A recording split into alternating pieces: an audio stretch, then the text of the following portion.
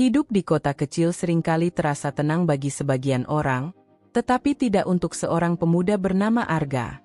Usianya baru 23 tahun, dan ia tinggal sendirian di sebuah rumah kontrakan mungil di pinggiran kota. Pekerjaannya sebagai karyawan toko alat tulis memang cukup untuk membayar kebutuhan sehari-hari, tetapi tidak banyak menyisakan untuk hal-hal lain. Hari-harinya diisi dengan rutinitas yang membosankan. Berangkat kerja pukul 8 pagi, pulang pukul 5 sore, lalu melewati malam dengan menonton televisi atau membaca buku usang. Di usia yang relatif muda, Arga sering merasa kesepian. Ia jauh dari keluarga yang tinggal di desa. Orang tuanya sudah menua, dan adik-adiknya punya kehidupan masing-masing. Kadang, rasa sepi itu membuatnya bertanya-tanya, apakah hidupku akan selalu begini? Tanpa teman, tanpa seseorang yang benar-benar peduli. Malam itu, hujan turun deras. Jalanan kota yang biasanya ramai mendadak sepi. Arga baru saja keluar dari toko kecil untuk membeli mie instan dan teh hangat di warung terdekat. Jas hujan tipis yang ia kenakan tak cukup melindunginya dari dinginnya udara. Saat melangkah cepat di jalan becek menuju kontrakannya, telinganya menangkap suara samar, suara lirih, seperti rengekan. Arga berhenti sejenak. Suara itu datang dari balik tumpukan kardus basah di dekat tong sampah. Ia mendekat dengan langkah hati-hati. Di sana, di antara kegelapan dan hujan, ia melihat seekor anjing kecil, kurus, bulunya kusut, tubuhnya menggigil kedinginan. Matanya menatap Arga penuh harap sekaligus ketakutan. Ada luka di kaki kirinya, mungkin akibat tertabrak atau disakiti orang. Arga terdiam. Ia tidak pernah benar-benar dekat dengan anjing sebelumnya. Dalam pikirannya, merawat anjing butuh biaya, tenaga, dan waktu, hal yang bahkan untuk dirinya sendiri kadang sulit dipenuhi. Namun, tatapan mata itu, tatapan penuh luka sekaligus keinginan untuk hidup, membuat hati Arga bergetar. Kasihan sekali kamu, gumam Arga lirih. Ia jongkok, mencoba mendekat perlahan. Anjing itu mundur sedikit, menggonggong kecil dengan suara parau, tapi tak punya tenaga untuk kabur. Arga merogoh kantong plastik belanjaannya, mengeluarkan sepotong roti tawar. Ia merobek sedikit dan meletakkannya di tanah. Anjing itu menatap ragu, tapi akhirnya mencium aroma roti, lalu pelan-pelan mendekat. Dengan tubuh gemetar, ia memakan roti itu rakus seolah sudah lama tak menyentuh makanan. Melihat itu, hati Arga semakin luluh. Ia melepaskan jas hujannya, lalu membungkus tubuh kecil anjing itu. Ayo ikut aku pulang. Aku nggak tahu bisa apa untukmu, tapi aku nggak tega ninggalin kamu di sini. Dengan hati-hati, Arga mengangkat anjing itu ke dalam pelukannya. Tubuhnya ringan sekali, seakan hanya tinggal kulit dan tulang. Hujan masih mengguyur, namun langkah Arga terasa lebih hangat malam itu. Sesampainya di kontrakan, Arga buru-buru mengeringkan tubuh anjing itu dengan handuk bekas. Anjing itu menggeliat kecil, tapi tak melawan. Seolah ia tahu, orang ini ingin menolongnya. Aku harus kasih kamu nama, ujar Arga sambil menatap wajah anjing itu. Tapi, nanti saja. Yang penting sekarang kamu makan dulu. Ia membuka sebungkus mie instan, menyisihkan sedikit tanpa bumbu untuk diberikan kepada anjing kecil itu. Mungkin bukan makanan ideal, tapi setidaknya lebih baik daripada kelaparan di jalan. Anjing itu lahap memakannya, lalu duduk di pojok ruangan, meringkuk dengan mata yang perlahan tertutup. Arga memperhatikan dalam diam. Ada rasa aneh di hatinya. Biasanya, kontrakan itu terasa begitu sunyi. Tapi malam itu, dengan adanya makhluk kecil di pojok ruangan, ia merasakan sesuatu yang berbeda. Sebuah kehangatan. Keesokan paginya, cahaya matahari masuk melalui jendela kecil kontrakan. Arga terbangun, melihat anjing itu masih tertidur di karpet lusuh.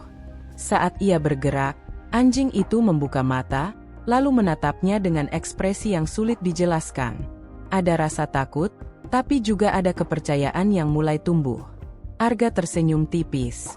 Selamat pagi, kecil. Sepertinya aku harus benar-benar merawatmu. Ya.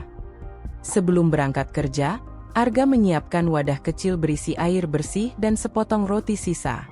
Ia menatap anjing itu sekali lagi. Aku bakal balik sore nanti. Jangan kemana-mana. Ya. Sepanjang hari di toko, pikirannya tidak tenang. Ia terus memikirkan anjing itu. Apakah ia baik-baik saja? Apakah ia akan merusak sesuatu di rumah? Atau mungkin kabur keluar? Saat pulang kerja, langkahnya lebih cepat dari biasanya. Sesampainya di rumah, ia terkejut sekaligus lega. Anjing itu masih ada, duduk di dekat pintu seolah menunggunya pulang. Haha, kamu benar-benar nggak pergi, ya? Arga menepuk-nepuk kepalanya pelan. Oke, mulai hari ini, kamu resmi tinggal di sini. Aku kasih kamu nama, bagaimana kalau Bima?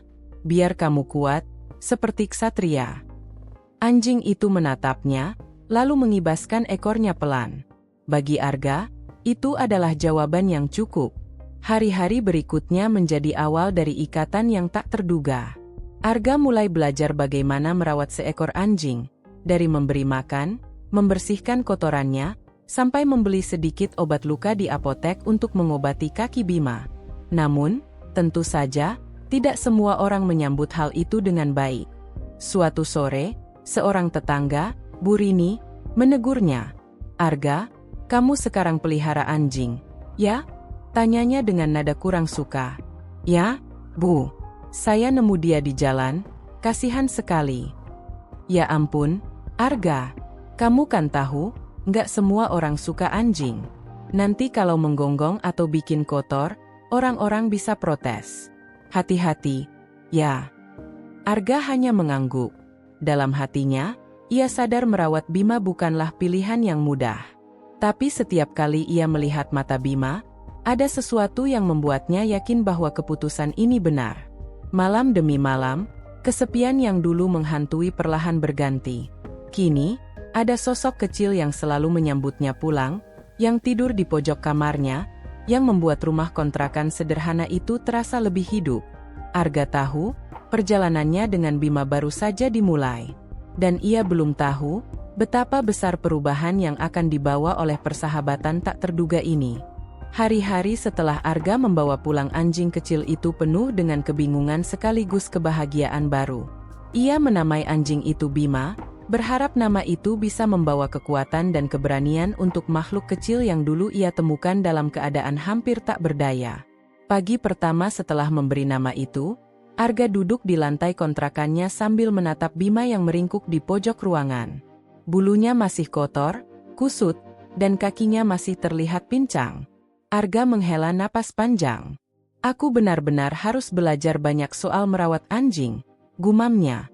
Ia membuka ponsel tuanya, mencari artikel dan video tentang cara merawat hewan yang terluka. Perawatan pertama. Hari itu, sepulang kerja, Arga membeli sabun khusus hewan di toko kecil dekat pasar. Ia juga membeli ikan pindang murah untuk direbus dan diberikan kepada Bima. Begitu sampai rumah, ia langsung memanggil Bima yang sudah menunggu di depan pintu. Bima, ayo mandi dulu. Kamu harus bersih biar sehat. Awalnya, Bima menolak. Ia menggeliat, menggonggong pelan, bahkan mencoba kabur. Namun, Arga tetap sabar. Dengan suara lembut, ia membelai kepala Bima sambil berkata, "Tenang, aku nggak akan sakiti kamu. Percaya sama aku." Perlahan, Bima tenang. Arga memandikan tubuh kecil itu dengan sabun, membilas kotoran dan lumpur yang menempel. Air berwarna coklat mengalir dari bulunya, memperlihatkan warna asli coklat keemasan yang indah. Setelah selesai, Arga mengeringkan Bima dengan handuk bekas, lalu mengoleskan sedikit obat merah di luka kakinya. Bima meringis, tapi tidak melawan. Seolah ia mengerti, orang ini berusaha menolongnya. Kehangatan di tengah kesulitan. Seiring waktu, Bima mulai menunjukkan perubahan. Ia semakin ceria, bersemangat, dan sering mengibaskan ekornya setiap kali Arga pulang kerja. Namun, ada masalah baru. Keuangan Arga semakin menipis. Gajinya yang pas-pasan kini harus dibagi untuk membeli makanan Bima. Beberapa hari, ia bahkan rela makan mie instan saja agar bisa membeli sedikit daging ayam untuk dicampur dengan nasi, khusus untuk Bima.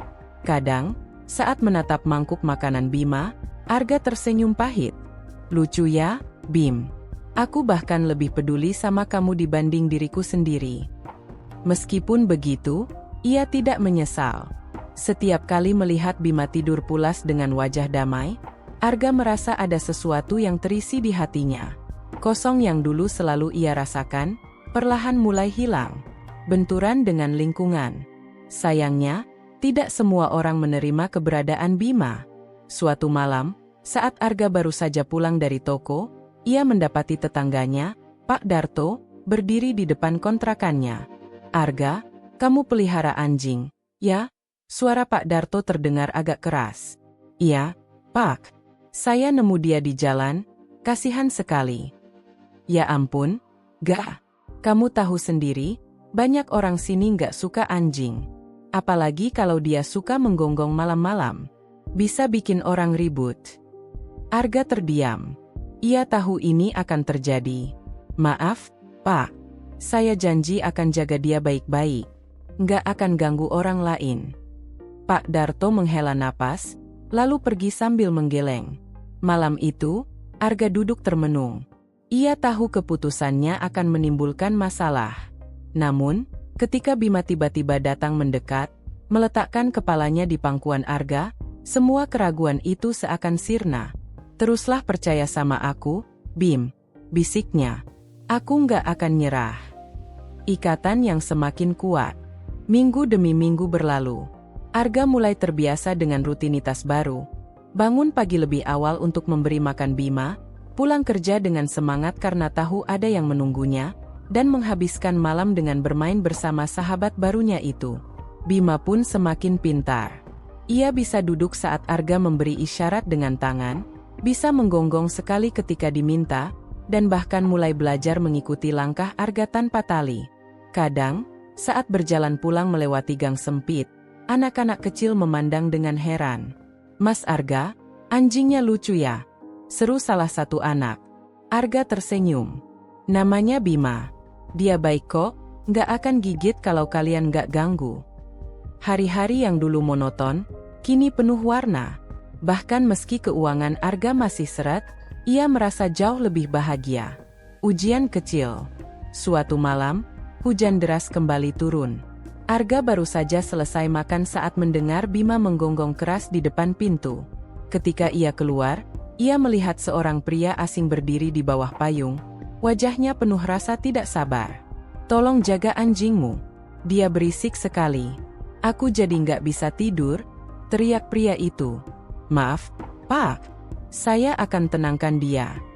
Setelah pria itu pergi, Arga berjongkok di samping Bima. Kenapa, Bim? Ada yang bikin kamu gelisah? Bima menatap ke arah jalan gelap, masih menggeram pelan. Arga tidak melihat apapun, tapi ia yakin Bima punya alasan. Kadang, naluri seekor anjing jauh lebih tajam dari manusia. Malam itu, meski hujan deras, Arga duduk menemani Bima sampai ia tenang. Hanya dengan itu, Bima akhirnya berhenti menggonggong dan tidur di samping Arga. Sebuah kesadaran. Malam-malam seperti itu membuat Arga semakin yakin. Mungkin, selama ini aku yang menolongmu. Tapi sebenarnya, kamu juga menolongku, Bim. Kamu membuat aku merasa nggak sendirian lagi. Tatapan Bima seolah menjawab. Tak ada kata-kata, tapi ada bahasa hati yang hanya bisa dirasakan. Arga tersenyum. Mulai sekarang, apapun yang terjadi, kita jalan bareng. Aku dan kamu. Sahabat. Dan dari hari itu, ikatan antara manusia sederhana dan anjing terlantar itu semakin kuat. Ikatan yang kelak akan diuji oleh badai kehidupan yang lebih besar. Hari-hari bersama Bima membawa warna baru dalam hidup Arga. Ia tidak lagi pulang ke rumah dengan wajah murung. Sekarang, setiap kali membuka pintu kontrakan, Bima sudah menunggu di ambang dengan ekor yang berayun cepat. Namun, seiring waktu, badai kehidupan kembali mengetuk. Kehilangan pekerjaan. Pada suatu pagi yang terasa berbeda, suasana toko tempat Arga bekerja mendadak tegang. Pemilik toko, seorang pria paruh baya bernama Pak Jaya, mengumpulkan seluruh karyawan. Maaf, Teman-teman, toko kita sudah lama merugi. Aku harus mengurangi karyawan.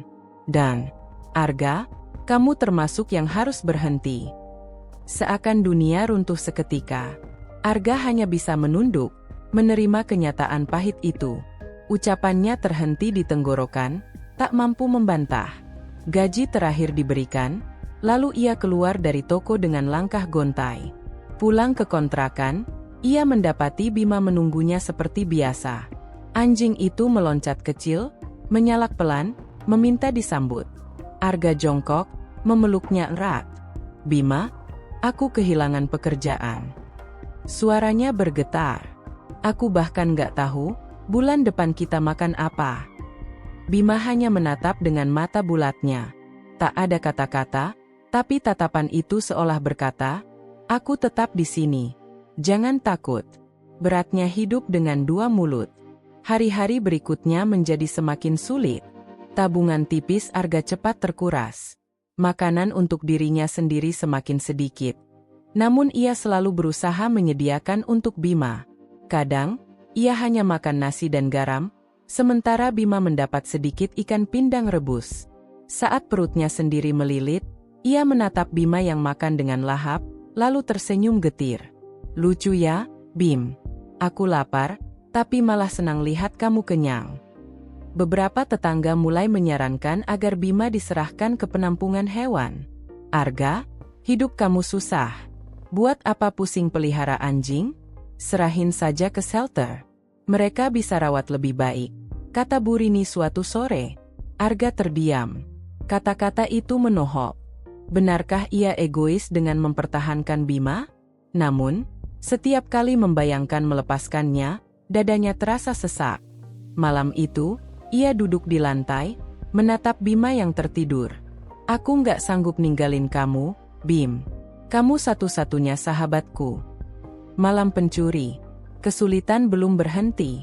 Suatu malam, ketika listrik mati dan suasana gelap gulita, Arga terbangun oleh suara gaduh dari arah dapur. Ia beranjak pelan, tapi sebelum sempat mendekat, Bima sudah menggonggong keras. Tiba-tiba, suara langkah tergesa terdengar. Ada bayangan pria berlari menuju pintu belakang. Arga hanya sempat melihat sekilas sosok itu sebelum lenyap dalam kegelapan. Di lantai, terlihat bekas congkelan di jendela dapur. Ada pisau kecil terjatuh. Seseorang benar-benar mencoba masuk untuk mencuri. Arga tertegun. Jika tidak ada Bima, mungkin ia sudah kehilangan barang berharga, atau bahkan celaka. Ia berlutut, memeluk Bima yang masih menyalak pelan. "Kamu nyelamatin aku, Bim. Kamu pahlawan." Air mata Arga menetes. Malam itu, ia benar-benar sadar, Bima bukan sekadar hewan peliharaan. Ia sahabat, pelindung, dan keluarga. Semakin diuji. Sayangnya, insiden itu justru membuat tetangga semakin resah. Suara gonggongan Bima malam itu dianggap mengganggu. "Ga, kalau anjingmu terus berisik, kami bakal lapor ke pemilik kontrakan," ancam salah satu tetangga. Arga terpojok. Ia ingin melawan, tapi tak punya kuasa. Dalam hati, ia berdoa, "Tuhan, tolong beri aku jalan. Aku nggak mau kehilangan Bima." Sebuah cahaya kecil. Beberapa hari kemudian, kejadian tak terduga datang. Seorang pria tua pemilik toko hewan melihat Arga berjalan dengan Bima di pinggir jalan. "Anjingmu patuh sekali. Kamu melatihnya?" tanya pria itu. Arga menggeleng. "Tidak, Pak. Dia hanya, sepertinya mengerti aku." Pria itu tersenyum. "Kalau begitu, maukah kamu bantu di toko hewan saya? Saya butuh orang yang sabar dan suka hewan. Upahnya memang tidak besar, tapi lumayan." Arga menatapnya dengan mata berbinar. Saya mau, Pak."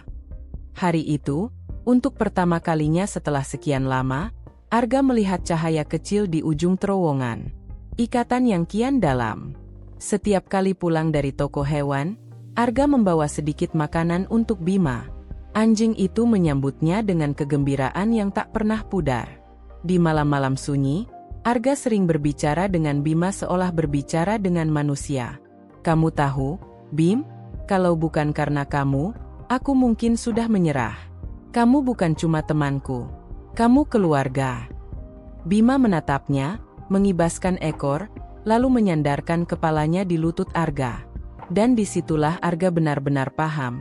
Persahabatan sejati tidak selalu datang dari sesama manusia. Kadang, ia datang dalam wujud seekor anjing terlantar yang kebetulan ditemui di malam hujan. Hari-hari setelah Arga diterima bekerja di toko hewan milik Pak Suryo menjadi titik balik yang penting. Meski gajinya tidak besar, pekerjaan itu membuatnya kembali punya penghasilan. Yang lebih berharga, ia bisa bekerja di tempat yang berhubungan dengan sesuatu yang kini benar-benar ia cintai. Hewan. Awal baru di toko hewan. Toko kecil itu terletak di pinggir jalan utama.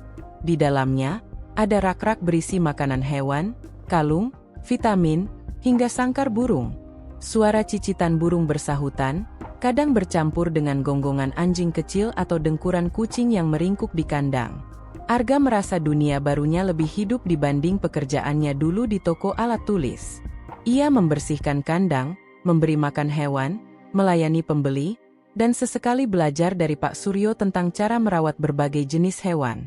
Arga, kamu punya kesabaran yang jarang dimiliki orang. Lihat saja, hewan-hewan cepat akrab sama kamu, ujar Pak Suryo suatu hari. Arga tersenyum. Mungkin karena saya tahu rasanya jadi makhluk yang sendirian. Pak, jadi saya nggak tega kalau lihat mereka begitu. Ucapan itu membuat Pak Suryo menepuk bahunya dengan bangga. Dukungan Bima. Setiap pulang kerja, Arga membawa sedikit hadiah untuk Bima. Kadang berupa tulang kering, kadang sekantong kecil makanan kering anjing. Bima selalu menyambut dengan loncatan kecil, ekor berputar cepat, seolah mengucapkan terima kasih berulang kali. Malam-malam di kontrakan tidak lagi sepi. Arga sering bercerita pada Bima tentang pekerjaannya hari itu, tentang pelanggan yang lucu atau hewan-hewan yang bandel. Bima akan mendengarkan dengan telinga tegak, sesekali mengeluarkan suara kecil seakan memberi respon. Lucu ya, Bim? Aku ngobrol sama kamu kayak sama manusia. Tapi entah kenapa, aku merasa kamu benar-benar ngerti. Dan setiap kali tatapan mata itu bertemu, Arga yakin, Bima memang mengerti. Kesempatan baru. Suatu hari, seorang pelanggan yang membawa anjing jenis herder besar memperhatikan cara Arga menenangkan hewan itu. Anjing herder tersebut awalnya agresif, tapi dengan sentuhan sabar dan suara lembut, Arga berhasil membuatnya duduk tenang. Mas, kamu punya bakat melatih anjing. Pernah kepikiran buka jasa pelatihan? Tanya pelanggan itu. Arga terdiam, lalu tersenyum canggung. Belum pernah, Pak. Saya hanya mencoba sabar. Pelanggan itu memberi kartu nama. Kalau kamu serius, hubungi saya. Banyak orang cari pelatih anjing yang sabar seperti kamu.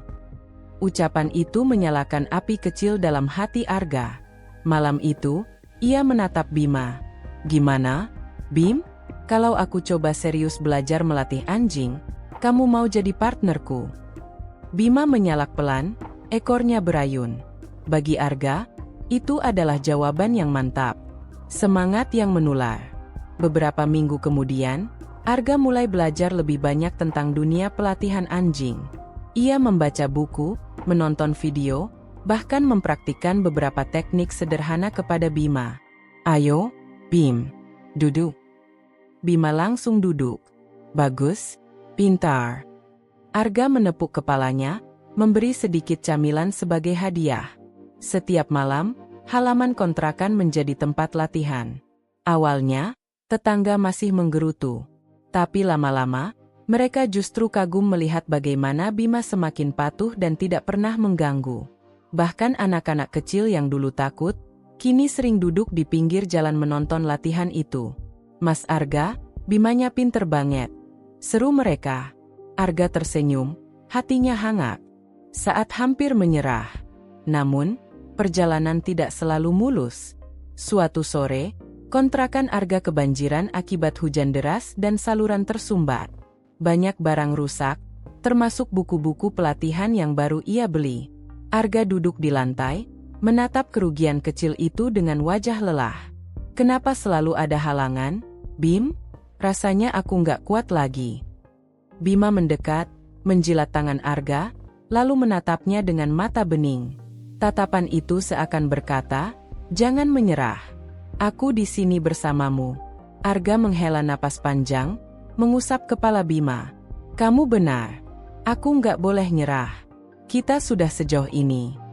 Perlahan, hidup berubah. Beberapa bulan berjalan, usaha kecil Arga mulai dikenal. Dengan rekomendasi dari pelanggan toko hewan, ia mendapat murid pertama, seekor anjing Beagle yang bandel. Setelah beberapa minggu latihan, Beagle itu menjadi lebih patuh. Pemiliknya puas, dan kabar tentang Arga menyebar. Semakin banyak orang datang meminta bantuannya. Ada yang membawa anjing kecil, ada juga yang membawa anjing besar. Semua ia tangani dengan kesabaran luar biasa, dan Bima selalu mendampingi, menjadi contoh sekaligus penyemangat. Kini, kontrakan sederhana itu tak lagi suram. Setiap hari, terdengar suara tawa anak-anak, gonggongan ceria, dan semangat baru. Arga tahu, semua ini tidak akan terjadi jika malam hujan itu ia melewati Bima begitu saja. Sebuah janji. Suatu malam, setelah seharian melatih beberapa anjing, Arga duduk di teras bersama Bima. Angin sepo-sepo membawa ketenangan. "Bim," katanya lirih, "aku janji sama kamu. Suatu hari nanti, kita bakal punya tempat lebih besar. Bukan cuma kontrakan kecil ini. Kita bakal punya rumah yang cukup luas, biar kamu bisa berlari bebas. Dan, kita akan tolong lebih banyak anjing lain yang terlantar kayak kamu dulu." Bima menyalak kecil, ekornya bergoyang cepat. Arga tersenyum. Itu janji. Sahabat sejati selamanya. Malam itu, di bawah langit berbintang, janji seorang pemuda sederhana kepada anjing setianya terucap. Dan janji itu akan menjadi dasar langkah besar menuju masa depan yang lebih cerah. Pagi itu, sinar mentari menembus celah jendela kamar Dika. Ia terbangun bukan karena alarm ponsel, melainkan karena jilatan lembut di tangannya. Rex, anjing yang ia selamatkan beberapa bulan lalu, kini sudah pulih sepenuhnya. Bulunya berkilau, tubuhnya lebih berisi, dan matanya berbinar penuh semangat hidup. Dika tersenyum sambil mengusap kepala Rex. "Pagi, sahabat. Hari ini kita punya janji besar. Ingat, hari itu bukan hari biasa. Dika sudah menyiapkan sesuatu yang istimewa." Sejak kisah pertolongannya pada Rex mulai tersebar di lingkungan sekitar, banyak orang yang penasaran dan ingin tahu lebih jauh. Bahkan salah satu komunitas pecinta hewan di kotanya mengundang Dika untuk berbicara di acara mereka. Tujuannya sederhana, membagikan kisah nyata bahwa menolong hewan terlantar bisa mengubah hidup seseorang. Awalnya Dika ragu. Ia tidak terbiasa berbicara di depan banyak orang. Namun, ia sadar bahwa kisahnya bersama Rex bukan sekadar tentang menolong anjing lapar di pinggir jalan. Kisah itu adalah bukti bahwa kebaikan, sekecil apapun, bisa menghadirkan perubahan besar, bukan hanya bagi yang ditolong, tapi juga bagi penolongnya. Hari acara. Lapangan komunitas sudah ramai ketika Dika datang. Rex berjalan di sisinya, tenang dan penuh wibawa. Banyak anak-anak yang mendekat dengan mata berbinar. "Boleh dielus, Kak?" tanya seorang anak kecil. Dika mengangguk, dan Rex pun duduk manis, membiarkan tangan-tangan mungil itu mengelus bulunya. Tangisan ketakutan yang dulu pernah terdengar saat Rex dalam keadaan terlantar kini telah berganti dengan tawa bahagia. Ketua komunitas, seorang wanita bernama Ibu Ratna, menyambut Dika dengan hangat. "Kamu tahu, Nak, kisahmu sudah banyak menginspirasi orang. Hari ini, kami ingin kamu berbagi. Jangan takut, anggap saja kamu sedang bercerita kepada teman-teman." Dika menarik napas panjang. Saat berdiri di atas panggung sederhana, jantungnya berdegup kencang.